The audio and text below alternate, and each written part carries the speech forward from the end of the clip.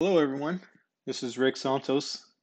I'm here to discuss with you Baker to Vegas, more specifically, the follow vehicle. So let's get started. First thing is you need to know where follow vehicle check-in is. Follow vehicle check-in is located right here at these GPS coordinates. As you know, the race is in the middle of the desert, so I can't give you an intersection, but I can give you GPS coordinates. See a layout here. This map will actually be posted on our Baker to Vegas website under maps, and here is where you will pull in, stage up your van, so that way you can go through the check-in process. Let's talk about that process a little bit. These are the items that they are going to be checking. This is the information that will be filled out by the official there at the location. These are the mandatory items. Make sure that your headlights are working. You've got tail lights that are working, brake lights, emergency flashers. The stopwatch for timing delays, you can use a cell phone if you prefer, but there has to be some type of timing mechanism in the event that we have race stoppage again. Or if you get caught up for any reason whatsoever, you need to be able to record the delay.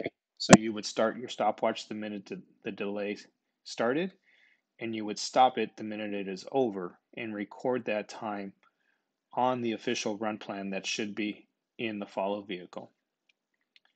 Flashlight with extra batteries, ground reflectors, a rotating light for on top of the vehicle.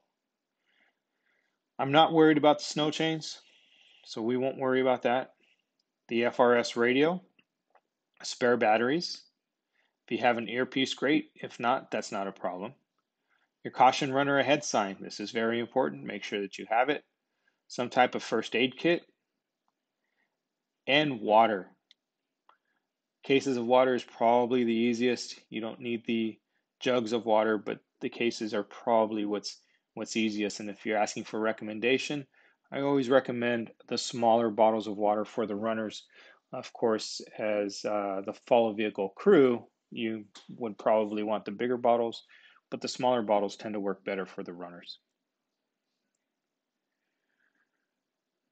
You need to make sure that you have some Ziploc bags, an ice chest filled with ice,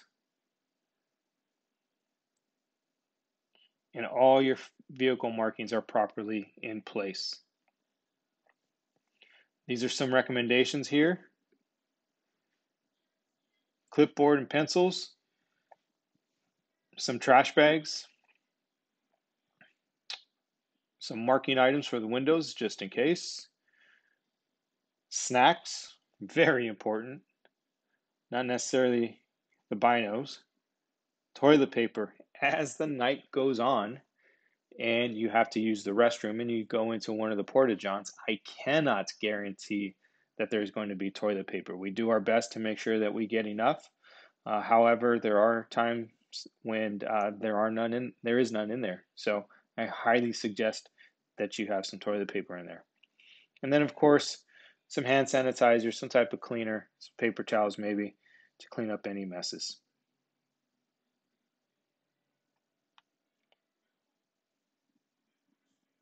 Okay, so let's get into the rule book just a bit.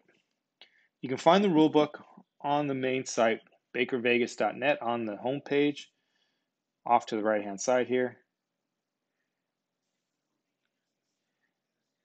And we're just going to scroll on down to Chapter 4, Follow Vehicle. So I'm going to skip through all of this information here.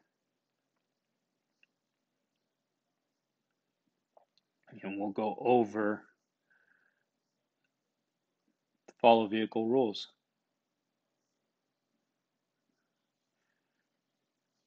Again, it talks about the Follow Vehicle inspection. Please give yourself more than enough time. Again, the drive from Vegas just to the 15 and Baker takes a while. Okay, that is long enough. And then once you get off with traffic and everything, if you're one of the later teams, it's going to take a while for you to get to uh, the follow vehicle inspection from the 15 freeway. So please account for all the time. I'm hesitant in saying how long it takes because there's so many different variables. Just depends on how much traffic there is. God forbid if there's an accident on the 15. So there's all that stuff to be aware of to get to the follow vehicle inspection. Understand that your runner will be prohibited from starting until you get checked in.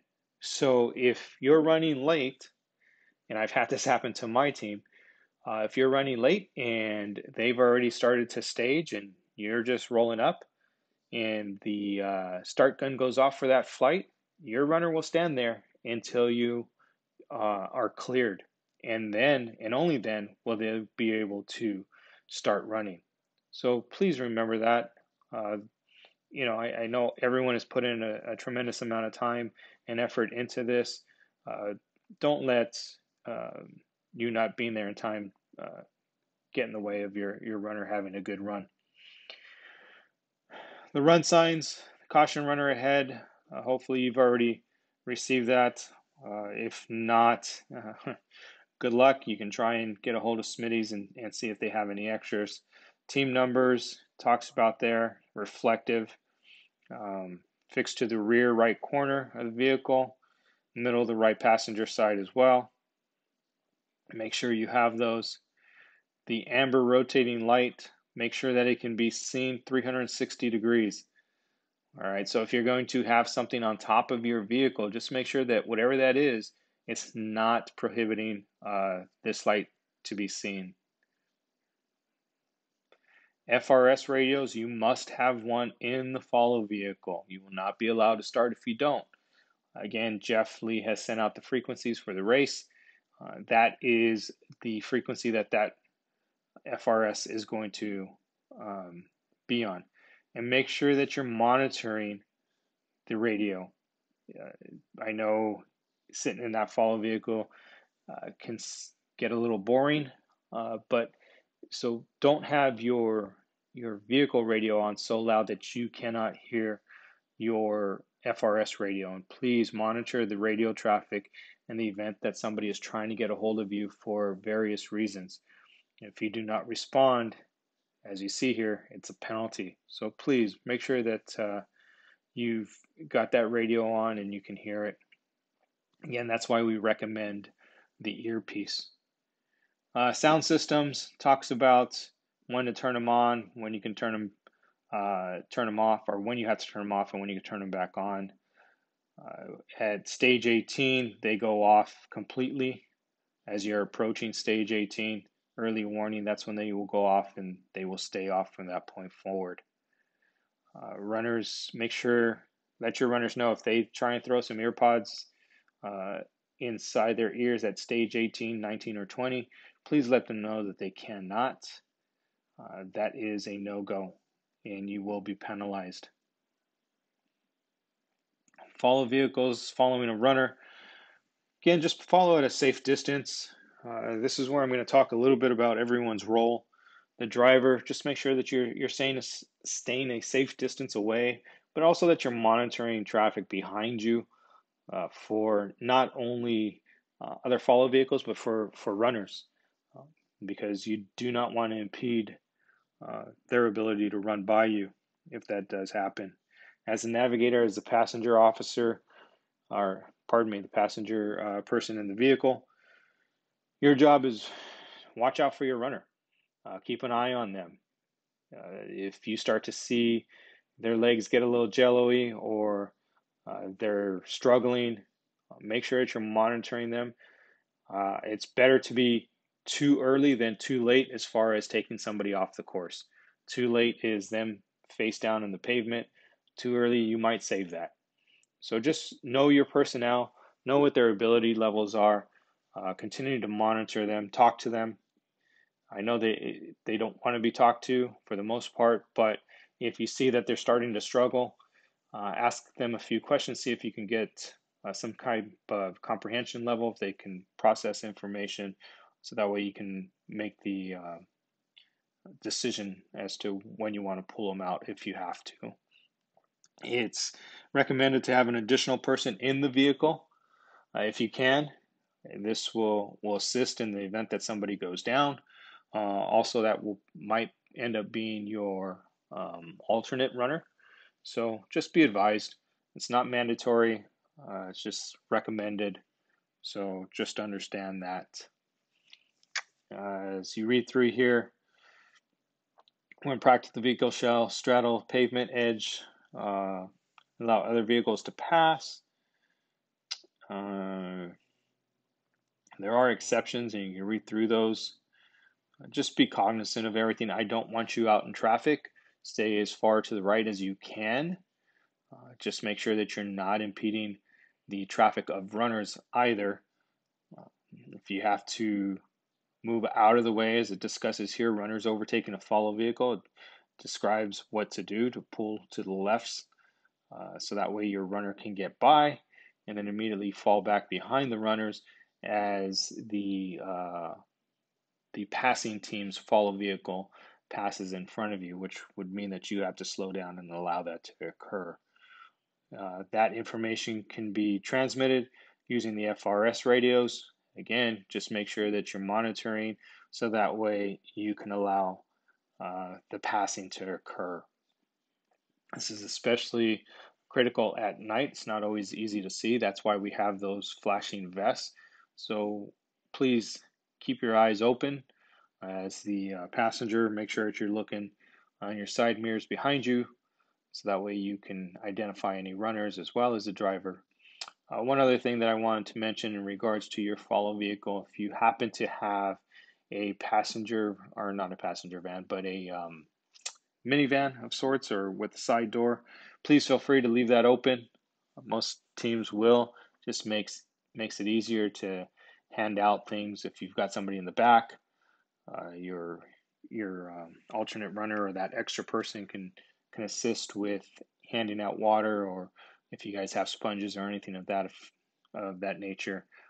If you have the side door completely open, it makes it a bit easier. Regarding handing out water, again, I don't know everybody's experience level. My guess is if you're listening to this, you're relatively new. And just words of wisdom: make sure, number one, that the top is off of the water. Number two, make sure that when you're trying to give your runner water, that you are slightly ahead of them. Don't be side by side, and definitely don't be behind them. That makes it a little more difficult for your runners to retrieve the water. So drive up just slightly past them, slow down, allow them to run up to you and grab the water, and then do the same when getting that water back. So, okay, follow vehicles on 160. You're going to stay inside that fog line. That's where this changes a bit. The only exception is obviously when runners are passing. Move as far left to the fog line as you can to allow that passing to take place. Use the radios, as we discussed, to facilitate that passing. And for those of you who don't know where 160 is, 160 is, it says here, stage 12. My apologies, it's actually stage 11 in Pahrump, where we make that turn and turn onto Highway 160 heading into Vegas. So please be aware, stay inside of that fog line. It talks here about moving as far left as possible in that fog line so that way the runners can pass. Same thing with follow vehicles passing another follow vehicle. Remember, the roads are not closed to us. Okay, they are completely open. So please be aware. Don't hang out there. If you've got to overtake a vehicle, the vehicle will move as far over to the right as you can. They will slow down and allow you to pass, and then you jump right back into that fog line. Follow vehicle observer talks about what you're doing. Again, if you've got and you should have the final run plan in there. You're making notations of If I have a down runner, all I'm going to do is cross out that runner that went down, cross them out, DR, to signify that I had a down runner, write in the new runner's name on that official run plan, so that way we know what happened. If there's any stoppage, that's where you're going to document it as well. The down runners talked about here. Also, as far as turning in the final run plan, as you come into the parking lot of the Rio, your runner, and there's going to be a couple signs there, your runner is going to veer off to the right into the employee parking lot to finish their stage. You as a follow vehicle are going to continue straight into the rear parking lot of the Rio. We suggest that you park your follow vehicle back there and enter the convention area at the entrance right next to the pool area. And as you walk in there, there will be a couple signs, and that's where our staff will be to turn in your final run plan. Can't miss them. There will be a couple signs, like I said. All vehicle code violations are still in order. In the event that you receive any type of citation from Nevada or California Highway Patrol, we will find out about that, and the proper penalties will be assessed. Parking vehicles, just make sure, what I mean is, or what I'm referring to in this point is, if you have to use the restroom and pull off, make sure that you are not impeding runners, that you are pulled off to the side, and that if your runners or your personnel has to use the restroom, or you're exchanging staff, that you do so in a safe nature. If this occurs where you're having to use the restroom or you're changing your personnel, please let the other vehicles know that you are leaving your runner using your FRS radio, so that way they can keep an eye on your runners.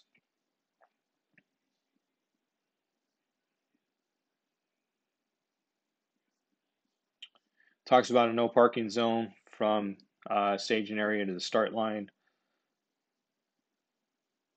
Start line parking. This is more for the common traffic. This is not for the follow vehicles, because you will be staging up. You'll have staff that will stage you up. I believe it's numerically, so that way as your runners come by, you can pick them up. You do not pick up your runners at the start line. You are going to actually stage your vehicles up about 3 miles from the start line. And as the crowd starts to, or as the runners start to separate, you're just going to jump in behind them. Be advised, the first couple of start times are pretty crowded.